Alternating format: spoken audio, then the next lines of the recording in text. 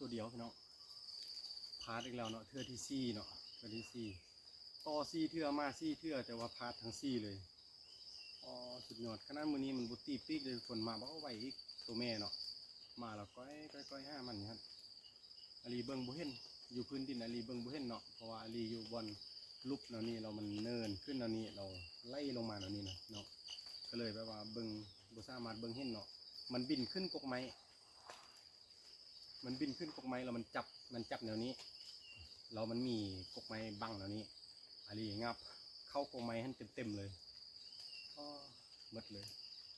โอเคนะอาลีสิลองเบี่ยเบิ่งว่ามันสิทึกบ่เพราะว่า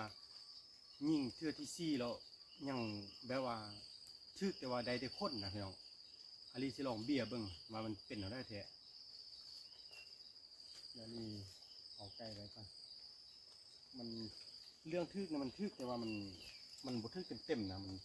ทึกแต่คนนะมันสักนะได้อาลีลองเบิ่งกัน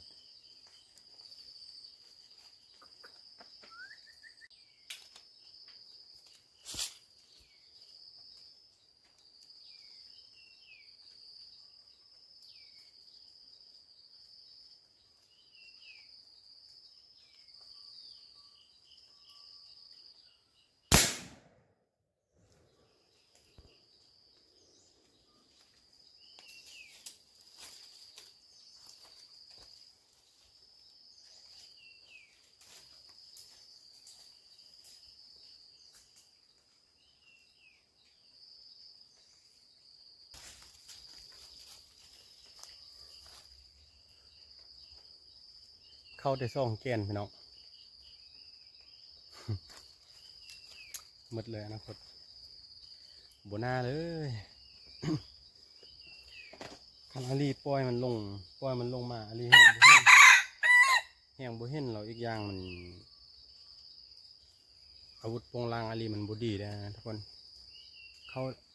าได้ซ่องแกนบ่เข้าได้ซ่องแกนหมดเลยอันนี้เป็นเทื่อที่ซี่แล้วต่อซี่เทื่อเข้าซี่เทื่อเนาะ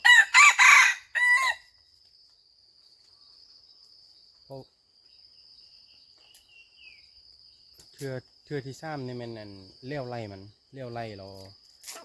บางคนก็ว่ามันสิบขั้นมันสิบนั้นแต่อาลีแบบมั่นใจเลยว่ามันแบบส่งมันได้พ่อมันเต็มนะบักนี้นะมันได้พ่อมันบักให้พ่อมันเวลาเข้าป่าเนี่ยโอ้ตีปีกใส่ไก่ปลามาต่อคืนนี่สบายพ่อมันเอาปล่อยใส่ไก่แม่เป็นเดือนเอาออกมาต่อแห้งสบายพ่อมันกับอีกตัวหนึ่งฮะแต่ว่าตัวหนึ่งมันแห่อาลีบ่ได้จับ2-3 ปีละ2-3ฤดูก็เลยแบบว่าแห่บ่ให้จับเนาะโอเคทุกคนอาลีจะกลับก่อนเนาะแล้วก็ขอบใจทุกคนที่ติดตามชมอาลีช่องYouTube อาลีฟาร์มไข่โตมาตลอดเนาะทุกคนขอบใจหลายที่คอมเมนต์ให้กำลังใจกันเนาะเดี๋ยวอาลีจะไปแปลงดีๆก่อนเราค่อยมาเนาะเพราะว่าถ้าเทื่อที่5นี่คันยังว่าแบบพาดอีกตื่มเราปล่อยสกายแม่เอาลูกมันก่อนตัวนี้ปล่อยสกายแม่เอาลูกมันก่อนเนาะถ้าเทื่อที่5เนาะอย่าให้มีเทื่อที่5พี่น้องโอเคไปกันเลยพี่น้อง